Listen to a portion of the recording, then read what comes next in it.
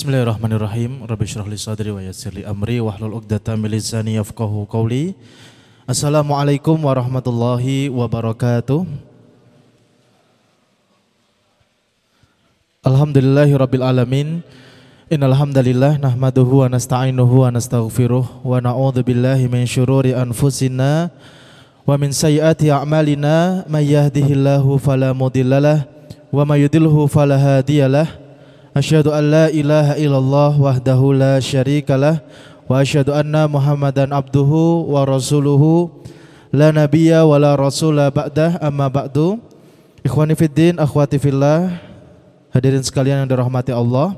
Alhamdulillah pada kesempatan yang mulia ini di penghujung hari Jumat yang insyaallah penuh keberkahan ini, Allah berikan kita nikmat diperjalankan ke tempat yang kita mengharapkan rahmat, taufik serta hidayahnya di dalam tempat ini, dan mudah-mudahan senantiasa menjadi tanda bagi kita, menjadi saksi bagi kita bahwasanya Allah masih anugerahkan kepada kita umur yang kita isi dengan kebaikan demi kebaikan, amal saleh demi amal saleh. Dan mudah-mudahan pada kesempatan sore hari ini menjadi salah satu momentum kita mendapatkan satu hikmah, mendapatkan nasihat bersama yang mana dijanjikan oleh Allah di dalam Al-Quran, yu'til hikmata mayyasha wa ma yu'tal hikmata faqad utiya khairan katsira. Bahwasanya Allah akan berikan hikmah, pemahaman terkait isi daripada kandungan Al-Quran kepada siapapun yang Allah kehendaki. Wa ma yu'tal hikmata faqad utiya khairan katsira. Dan barang siapa yang telah Allah berikan hikmah, maka sesungguhnya mereka itulah yang telah mendapatkan kebaikan yang amat sangat banyak. Wa may yadhakkaru illa ulul albab. Tetapi tidak bisa mengambil pelajaran kecuali bagi mereka orang-orang yang mau berfikir, yang mau menggunakan akal sehatnya, yang mau mengerahkan ikhtiarnya untuk menjemput hikmah dan karunia dari Allah Subhanahu wa taala. Maka mudah-mudahan ini menjadi salah satu bentuk ikhtiar kita semua untuk menjemput hikmah yang telah Allah sediakan. Amin ya rabbal alamin. Ikhwani fiddin wa akhwati fillah rahimakumullah. Pada kesempatan sore hari ini, mengingat mungkin waktu kurang lebih setengah jam ke depan sampai nanti adzan maghrib berkumandang, kita akan mengambil satu pelajaran bersama dari manusia terbaik yang telah Allah utus untuk kita semuanya. Mungkin pada kesempatan sore hari ini kita ambil satu mauidhah, satu nasihat, satu pelajaran dari junjungan kita, dari Nabi Allah Subhanahu wa taala, yaitu Nabi Ayub alaihi salam. Mungkin nanti kalau tidak sampai Nabi Yunus di sesi yang lain, karena ketika kita bicara Nabi Ayub dan Nabi Yunus ada satu garis merah yang bisa kita ambil pelajaran yang sama, yaitu bagaimana sabarnya para kekasih Allah itu ketika menghadapi ujian. Maka mudah-mudahan satu dua manusia-manusia terbaik ini bisa menjadi inspirasi bagi kita semua, terkhusus hari ini yang tentu kita sebagai manusia tidak pernah lepas dari yang namanya ujian. Ikhwani fiddin, akhwati fillah rahimakumullah. Allah sendiri yang menjanjikan bahwasanya yang membedakan antara orang beriman, antara orang yang ingin Allah masukkan ke dalam surga dengan orang-orang kafir yang Allah akan biarkan dirinya terjerumus ke dalam neraka adalah ujian. Bahkan nanti ujian itu menjadi garansi, menjadi penjamin kita, kemudian kita layak untuk mendapatkan surganya Allah. Ibaratnya kita sekarang manusia saja, kita ingin menaikkan kelas seorang anak, kita ingin meluluskan seorang anak, kan tidak bisa langsung kemudian asal ya sudah kamu naik, kamu lulus. Kita uji, kita berikan ujian, bukan bermaksud untuk menyakitinya, menyusahkannya ataupun apa mendoliminya, tetapi ujian tadi kemudian untuk menaikkan derajatnya. Bahkan bentuk perhatian kita, terutama misalkan sebagai seorang guru, bentuk perhatian seorang guru untuk kemudian anaknya naik tingkatnya, diluluskan dan seterusnya, yaitu dengan ujian. Maka sama halnya Allah Subhanahu wa taala, yang mana ketika ada hamba-hamba yang beriman, meyakini dan beriman kepada Allah Azza wa Jalla, tidak dibiarkan begitu saja. Justru itulah bentuk perhatian dan kasih sayangnya Allah kepada orang-orang yang telah menyatakan keimanan. Allah Subhanahu wa taala berfirman dalam surat Al-Baqarah ayat 214, A'udzubillahi minasyaitonirrajim, am hasibtum antadkhulul jannata walamma ya'tikum mathalul ladzina khalau min qablikum. Apakah engkau mengira akan begitu saja masuk surga? Apakah engkau mengira akan dibiarkan saja ketika sudah menyatakan beriman? Walamma ya'tikum mathalul ladzina khalau min qablikum, padahal belum datang kepadamu ujian yang menimpa sebagaimana umat-umat terdahulu, sebagaimana para nabi-nabi terdahulu. Masathumul ba'sa wad-dharra wazulzilu, mereka semua ditimpa dengan baksa, dengan kemelaratan. Nah, jadi baksa itu sebenarnya ujian yang paling ringan. Kalau dalam tafsirnya urutan ini juga berpengaruh. Ujian yang paling ringan itu namanya baksa. Dan di dalam tafsirnya apa itu baksa? Ujian harta. Kalau dalam terjemahnya kemelaratan. Ujian harta kita sulit, wah ini sudah saatnya, ini sudah ujian mau bayar anak sekolah, sudah mau saatnya bayar anak rapotan, belum ada uangnya, itu baksa. Kita diuji dengan harta. Kemudian naik tingkatannya wadorro, ujian fisik, penderitaan, mulai sakit, mulai kemudian Allah timpakan penyakit dalam diri kita, ujian yang sampai kemudian melukai fisik kita, itu dorro.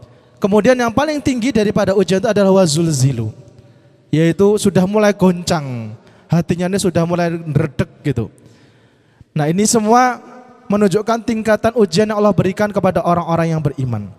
Masathumul ba'sa, Allah akan timpakan kepadamu kemelaratan, diuji lewat hartanya. Kemudian wadhara, diuji kemudian fisiknya. Wazulzilu, bahkan nanti sampai bergoncang hatinya itu.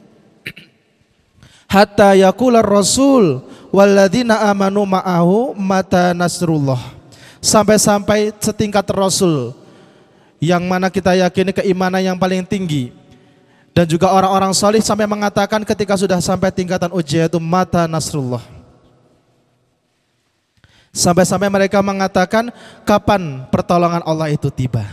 Maka ketika sampai di titik itu Allah kemudian menjanjikan ala inna nasrullahi qarib.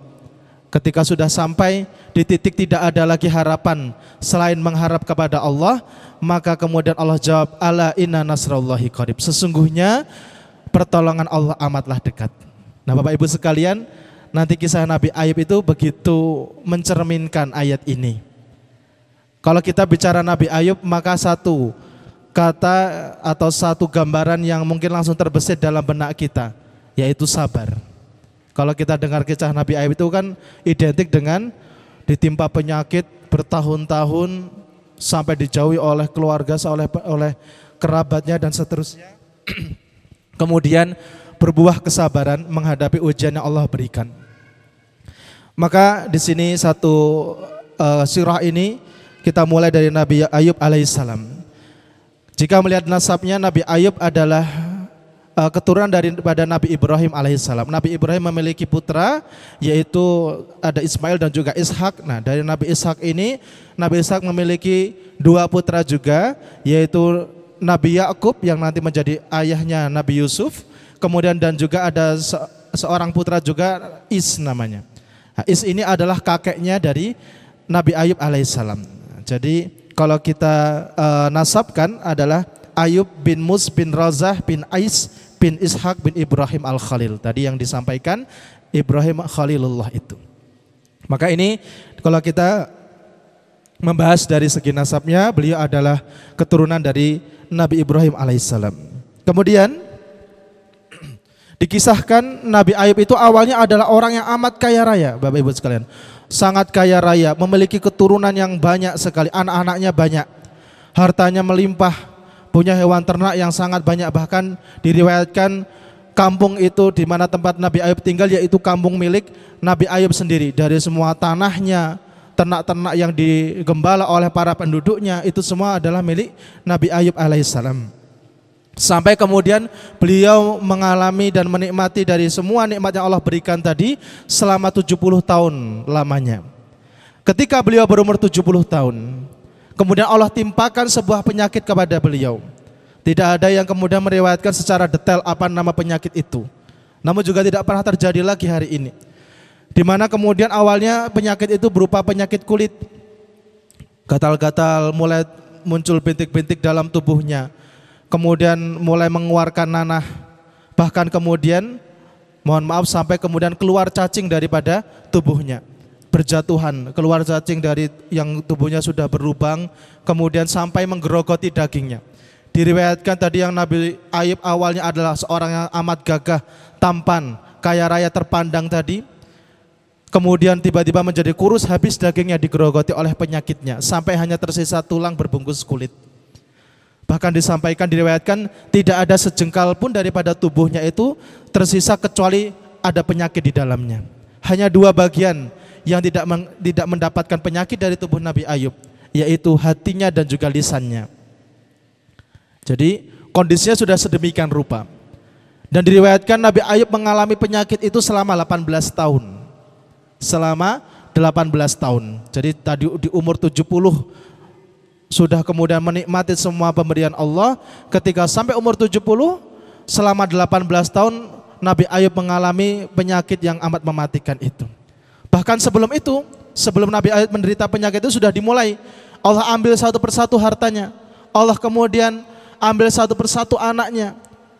Kita saja mungkin kehilangan satu anak itu selalu teringat bahkan sampai mati kita. Bahkan mungkin seringkali tidak ridho, tidak kemudian menerima ketetapan tersebut. Nabi Ayub ini anaknya banyak dan semuanya tidak ada yang tersisa.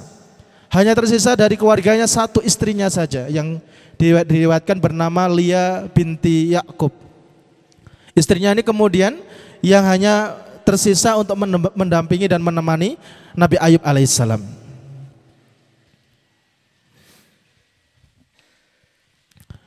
Jadi tadi kalau kita bicara dari nasabnya, Nabi Ayub adalah keturunan dari Nabi Ibrahim. Kemudian kita bicara dari riwayat hidupnya, beliau adalah seorang yang kaya raya, Allah berikan semua karunia.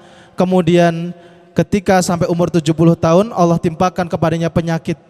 Tadi penyakitnya sampai sedemikian rupa menggerogoti tubuhnya sampai tanpa tersisa apapun daging di dalam tubuhnya. Sampai-sampai kemudian mengeluarkan bau busuk, dijauhi oleh penduduk kampung tersebut, bahkan diusir. Sudah habis hartanya, sudah tidak punya apa-apa lagi, anaknya sudah tidak ada, hartanya sudah habis, semua yang kemudian dimiliki diambil kembali oleh Allah Subhanahu wa taala. Hanya kemudian tersisa dirinya dan juga istrinya. Akhirnya Nabi Ayub dan istrinya diusir dari kampung itu karena dianggap kemudian nanti ditakutkan kalau di sana menularkan penyakit tersebut kepada penduduk yang lain. Mengeluarkan bau busuk, dijauhi, kemudian dibuang, bahkan diriwayatkan dibuang di pembuangan sampah di kampung tersebut, di luar kampung tersebut berada. Diletakkan di sana, kemudian dibiarkan di sana. Nah, sampai kemudian hartanya sudah terkuras habis, tidak tersisa apapun. Nah, tadinya Nabi Ayub itu memang kaya raya, istrinya masih punya simpanan. Nah, ketika masih punya simpanan, masih bisa membeli makanan, diberikan kepada Nabi Ayub makanan yang layak, terus dirawat dengan sabar, hanya mengharapkan pahala dan ridho suaminya. Terus didampingi kemana-mana, kemudian dituntun, ingin membuang hajat didampingi, diantarkan dan seterusnya, dimakan, kemudian disuapi, sampai kemudian hartanya habis. Kemudian istri daripada Nabi Ayub ini datang ke perkampungan. Ini kita juga mengambil pelajaran bagaimana seorang istrinya para nabi ini juga luar biasa hebat dalam perjuangannya. Kemudian datang ke perkampungan menawarkan jasa untuk membantu, menjadi pembantu. Tadinya adalah orang yang sangat kaya raya, terhormat, bahkan yang paling terpandang, menjadi pemilik daripada kampung itu. Kemudian seketika berubah, bahkan tadi hanya untuk kemudian bisa merawat suaminya, sampai kemudian dari ke rumah, apa yang bisa saya bantu, apa yang bisa saya tolong di rumah ini, menawarkan diri menjadi pembantu sehari, terus besoknya seperti itu, sampai penduduk itu bosan setiap hari melihat istrinya Nabi Ayub berkeliaran di kampung itu. Bahkan mereka mulai benci, nanti jangan-jangan ini dia bisa menularkan penyakit itu kepada kita semua. Akhirnya diusir juga istrinya. Tidak ada yang mau menerima dan juga memperkerjakan istrinya menjadi walaupun hanya sekedar pembantu. Padahal awalnya itu istri Nabi Ayub juga yang sangat cantik, sangat terhormat. Nah, dikisahkan istri Nabi Ayub ini memiliki rambut yang sangat indah. Yang mana ketika itu orang-orang kaya ketika itu tuh ingin punya rambut seperti rambutnya istri Nabi Ayub. Kalau mungkin zaman sekarang sudah ada wig seperti itu, nggih. Nah, kalau dulu ya sudah benar rambut itu dibeli, kemudian dipasangkan ke rambut orang yang membeli itu. Sudah tidak ada lagi yang mau menerima, bahkan sekedar menjadi pembantu tadi. Akhirnya kemudian istri Nabi Ayub tadi tanpa sepengetahuan suaminya, istri Nabi Ayub itu punya 2 kepang, rambutnya dikepang 2, kemudian dijual 1 kepang ini, dipotong rambutnya dijual ke orang-orang kaya yang ketika itu menginginkan rambutnya istri Nabi Ayub. Dibayarlah dengan harga yang mahal. Suatu hari kemudian setelah menjual itu 1 kepang tadi, istri Nabi Ayub kembali membawa makanan dari hasil penjualan rambut tadi dengan makanan yang tentu lebih enak daripada biasanya. Kalau biasanya hanya dapat dari hasil membantu di rumah-rumah orang, hasil jadi pembantu dan seterusnya, makanannya juga sekedarnya, bahkan tidak layak makan. Kemudian pada hari itu Nabi Ayub kemudian melihat istrinya kok bawa makanan mewah, bawa makanan kok enak. Ditanya, kamu dari mana kok bisa punya makanan kayak gini? Gak mungkin kalau hanya membantu-bantu orang, hanya jadi pembantu kemudian kok bisa membeli makanan seperti ini. Istri Nabi Ayub ketika itu tidak mau menjawab dari mana asal uangnya. Sebenarnya untuk menjaga hati suaminya. Kemudian tadi karena tidak dijawab sampai-sampai Nabi Ayub itu bersumpah. Sudah mulai suudon. Kalau saya sembuh saya bersumpah akan mencambukmu 100 kali. Gak rela, jadi lebih padahal dalam kondisi tadi dengan penyakit yang sedemikian rupa, terusir dari kampung halamannya, ada istri yang mendampinginya setia, kemudian ketika ada tahu satu makanan yang tidak tahu dari mana asalnya itu, sampai kemudian berjanji akan aku cambuk 100 kali jika Allah telah berikan aku kesembuhan. Kemudian besoknya lagi sudah habis makanan itu, dijuallah lagi 1 kepangnya, sebelah rambutnya dijual lagi. Datang lagi dengan makanan yang enak. Ditanya lagi, dari mana kemudian engkau dapatkan uang ini? Sungguh demi Allah, aku tidak ingin ada yang masuk ke dalam tubuhku ini makanan-makanan yang haram. Kemudian istri Nabi Ayub itu membuka kerudungnya, terlihatlah kemudian kepala istrinya yang kemudian botak. Pada titik inilah kemudian Nabi Ayub sampai ke tingkatan yang zulzilu. Padahal dari penyakit yang sedemikian rupa 18 tahun itu, selama Nabi Ayub sakit tidak pernah kemudian memohon pada Allah untuk minta disembuhkan. Sampai istrinya sendiri yang meminta, mengapa engkau tidak meminta kepada Rabbmu, kepada Allah untuk minta disembuhkan, padahal engkau adalah seorang Nabi. Apa kata Nabi Ayub? Allah telah berikan aku 70 tahun kenikmatan. Maka apakah ujian ini yang jika tidak sampai 70 tahun, maka apakah aku tidak bisa bersabar? Jadi Nabi Ayub seperti itu. Kalau misalnya ujiannya belum sampai 70 tahun juga, maka selama itulah Nabi Ayub akan bersabar. Bahkan tidak akan mengeluh, bahkan hanya sekedar memohon keringanan dan kesembuhan kepada Allah Subhanahu wa taala. 70 tahun lamanya Allah telah karuniakan nikmat kepada aku, kata Nabi Ayub. Maka sakit yang belum sampai 70 tahun ini, apakah aku tidak bisa bersabar? Maka ketika mendengar itu tambah sedih lagi istrinya. Betul-betul bentuk kesabaran yang luar biasa dari seorang utusan dan juga kekasih Allah Subhanahu wa taala. Maka tadi semua itu ketika penyakit-penyakit itu dirasakan, hilang anaknya, hilang hartanya, semua hanya dianggap sebagai dorok tadi, tingkatan ujiannya hanya tingkatan yang kedua oleh Nabi Ayub, dan memang itu tingkatan yang kedua sebenarnya. Di dalam surah Al-Anbiya ayat ke-83, wa ayyuba idnada rabbahu inni massaniyadurru wa anta arhamur rahimin. Maka dari ketika melihat istrinya sampai sedemikian rupa berkorban untuk kesembuhan dirinya, untuk merawat dirinya, justru ketika itulah baru tadi zulzilu, goncang hatinya, merasa malu dengan istrinya. Selama ini penyakit yang dirasakan itu tidak sampai membuat dirinya mengangkat tangan memohon kesembuhan kepada Allah. Tapi ketika melihat perjuangan istrinya sedemikian rupa, maka kemudian Ayub mengangkat tangan. Wa ayyuba idnada rabbahu. Akhirnya kemudian ingatlah ketika Ayub mengangkat tangannya dan berdoa kepada Rabbnya. Anni massaniya durru. Ya Allah, sesungguhnya aku telah tertimpa durru tadi. Penyakit itu sebenarnya disebutkan di dalam Quran sebagai durru. Jadi penyakit yang sudah demikian ganasnya, hilang harta, hilang anak, itu semua namanya baru dorok, baru penderitaan, durru. Masaniya durru wa anta arhamur rahimin. Dan doanya Nabi Ayub juga tidak minta kesembuhan. Ya Allah, engkau telah timpakan kepada aku penyakit ini, telah timpakan kepada aku penderitaan ini. Wa anta arhamur rahimin. Dan engkau sungguh zat yang maha penyayang dari semua hal-hal yang penyayang. Wa anta arhamur rahimin. Hanya doa ini saja yang kemudian dilantunkan oleh Nabi Ayub, dan itu bergetar, goncang hati beliau ketika melihat istrinya tadi dalam kondisi botak, sampai dijual rambutnya itu untuk hanya sekedar mendapatkan makanan untuk dirinya. Jadi penyakit yang bertahun-tahun tidak sampai membuat dirinya mengangkat tangan memohon. Karena Nabi Ayub pun tahu kalau saya berdoa pasti akan diberi kesembuhan. Tetapi di sini Nabi Ayub diuji. Allah sedang kemudian menguji kesabarannya. Sekian tahun Allah berikan karunia, semua yang diimpikan oleh manusia diberikan kepada dirinya. Satu persatu Allah ambil. Maka di dalam bahasa ujian pula itu semua dirasakan oleh para nabi dan rasul. Di dalam surah Al-Baqarah, walanabluwannakum bisyai'im minal khaufi wal ju'i wa naqsim minal amwali wal anfusi wath thamarat wa basyiris sabirin. Walanabluwannakum bisyai'im minal khauf. Maka wahai orang-orang beriman, kami pasti akan mengujimu dengan apa? Minal khaufi, dengan ketakutan, kekhawatiran akan masa depan. Wah, besok anakku gimana? Besok masa depannya gimana? Besok anakku makan apa? Besok keluargaku gimana? Itu minal khaufi. Itu ujian orang yang beriman. Wal ju'i, dengan rasa lapar. Wa naqsi minal amwali wal anfusi was samarat. Wa naqsi minal awal, berkurangnya bahkan hilangnya harta, hilangnya anfus, jiwa, anaknya meninggal, ada keluarga yang meninggal. Ini juga ujian orang-orang yang beriman. Nah, ini Nabi Ayub merasakan semua. Wa basyiris sabirin.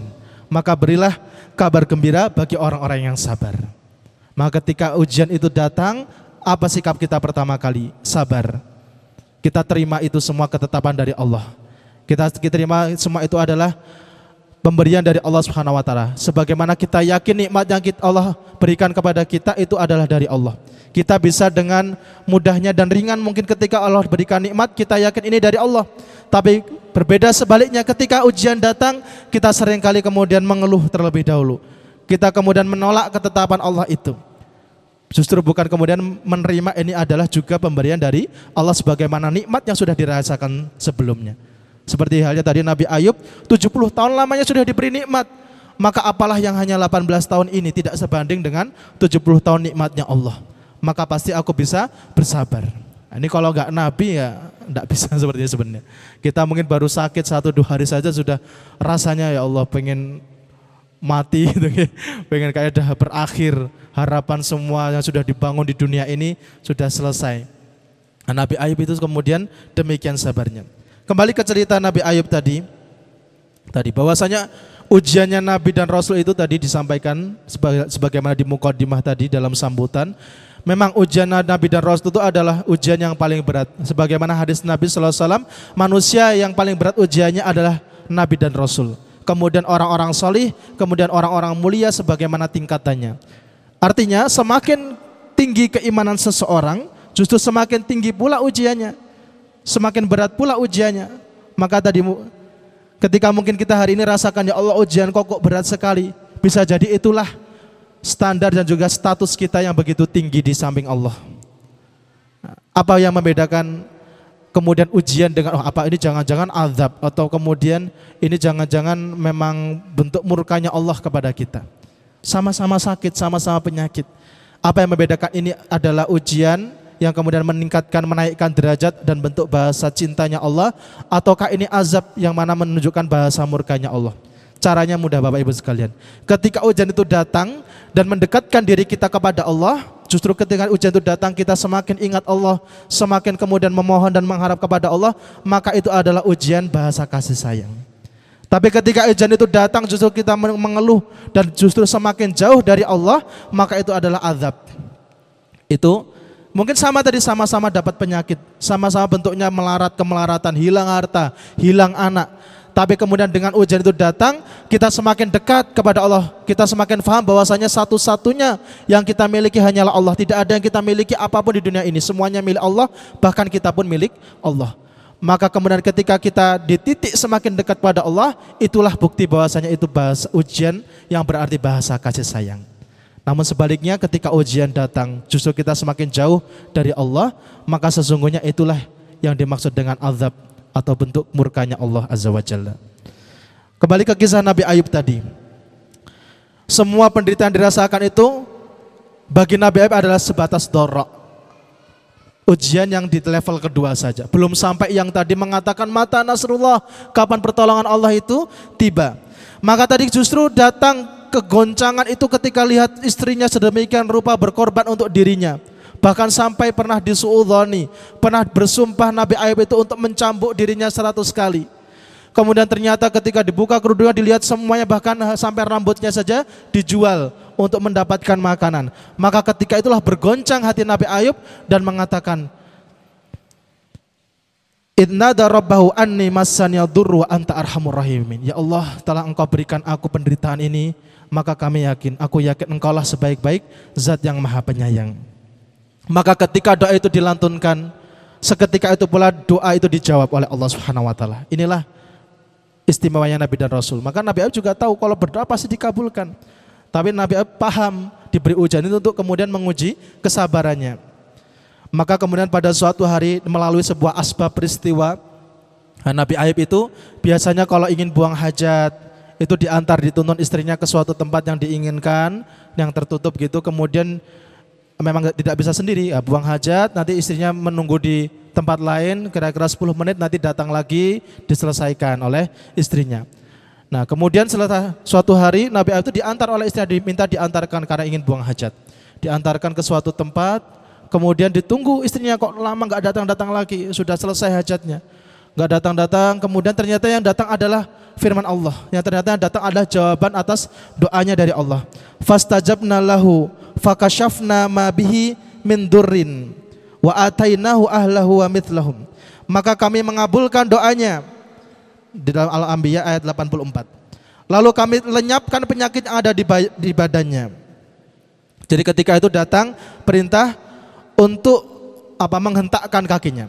Wadhkur abadana Ayub idnada rabbahu anni massaniya syaitanu binusbi wa adab. Urkud birijlika. Allah berfirman, hentakkanlah kakimu ke tanah di mana kamu berpijak saat ini.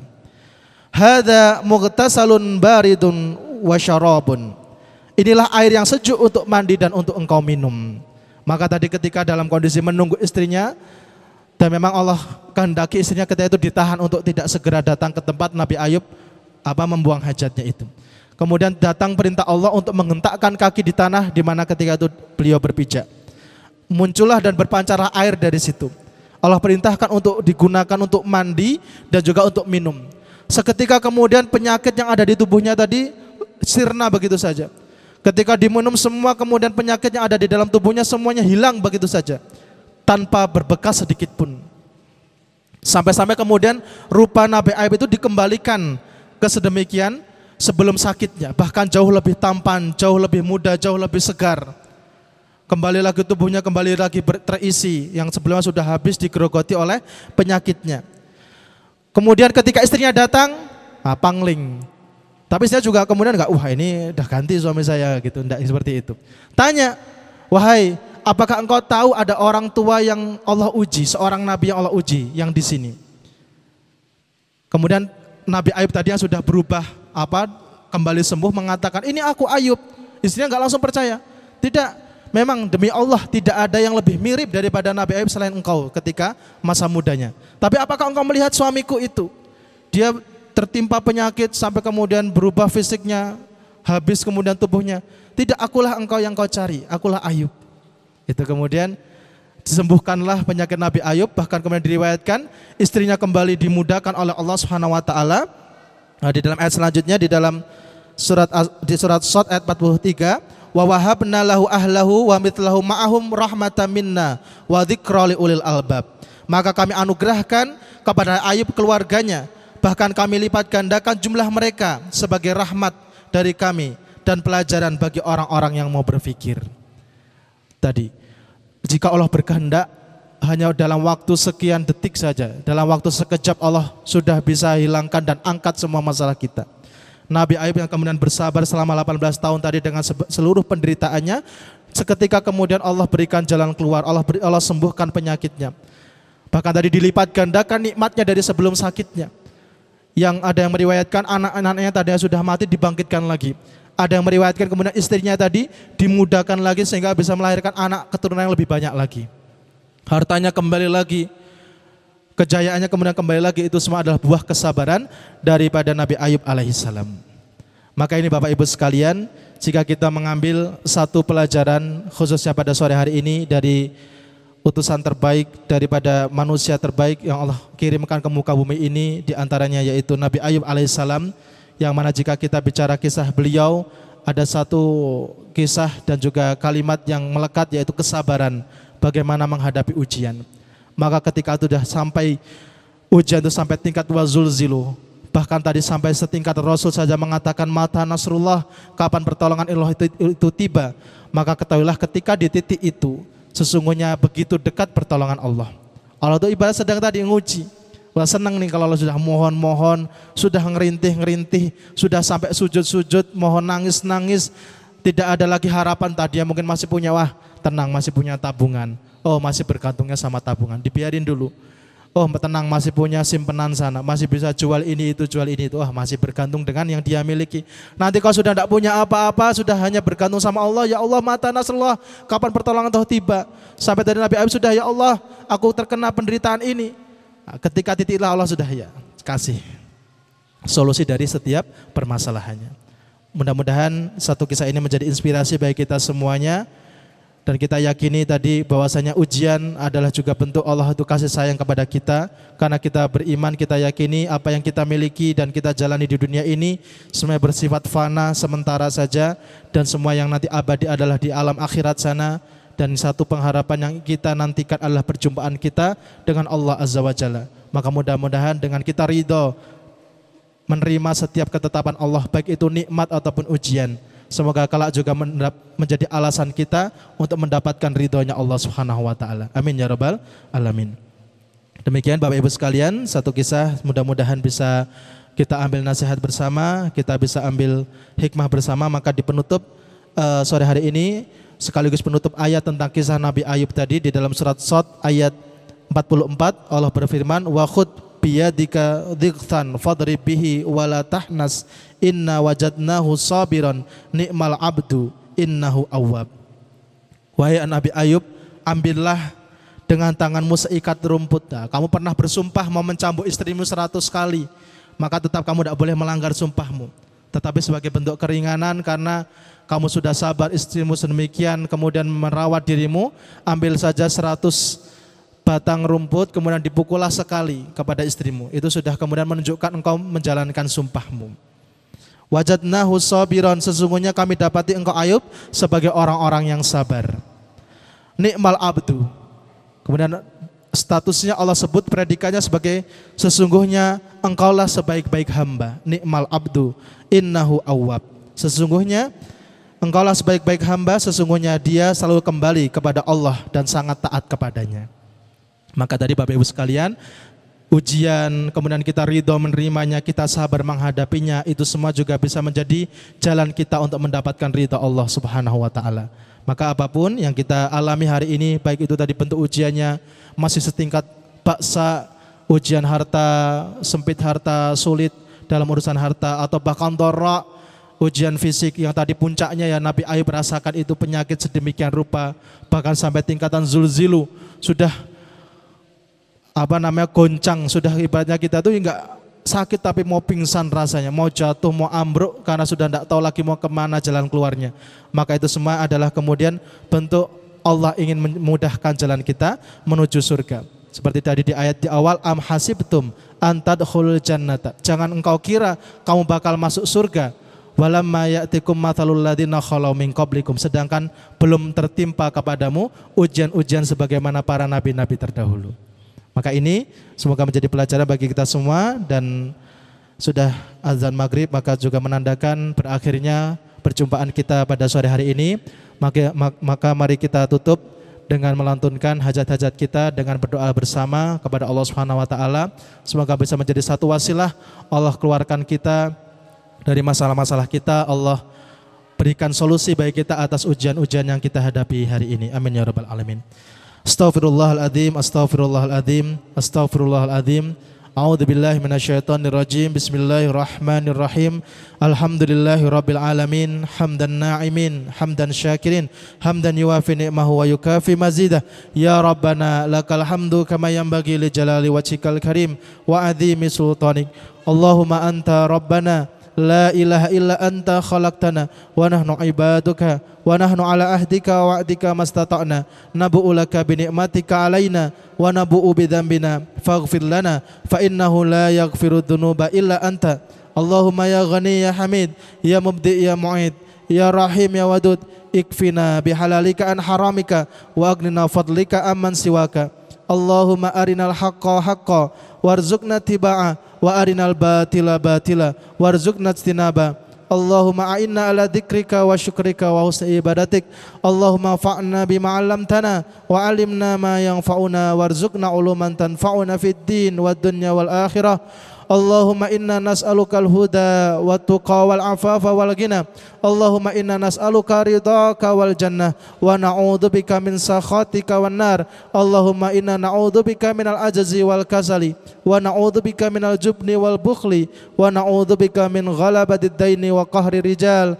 Allahumma inna nas'aluka salamatan fid din wa afiyatan fil jasad wa ziyadatan fil ilmi wa barakatan fil rizqi wa taubatan qablal maut wa rahmatan indal maut wa maghfiratan ba'dal maut. Allahumma hawwin alaina fi sakaratil maut wa najata minan nar wal afwa indal hisab. Rabbana atina fid dunya hasanah wa fil akhirati hasanah wa qina adzabannar. Ya Allah, angkatlah masalah-masalah kami ya Allah yang diberikan ujian, khususnya jamaah yang hadir pada sore hari ini, diangkat ujiannya, diberikan kemudahan dalam menghadapinya ya Allah, diberikan hikmah serta pelajaran dari ujian yang Engkau berikan ya Allah. Ya Allah, jadikanlah kami pribadi yang sabar dalam menghadapi setiap ujian yang Engkau berikan. Rabbana zalamna anfusana wa illam taghfir lana wa tarhamna lanakunanna minal khasirin. Subhana rabbika rabbil izzati amma yasifun wa salamun alal mursalin walhamdulillahi rabbil alamin. Demikian Bapak Ibu sekalian, atas segala kurangnya kami mohon maaf yang sebesar-besarnya. Billahi taufiq wal hidayah. Wassalamualaikum warahmatullahi wabarakatuh.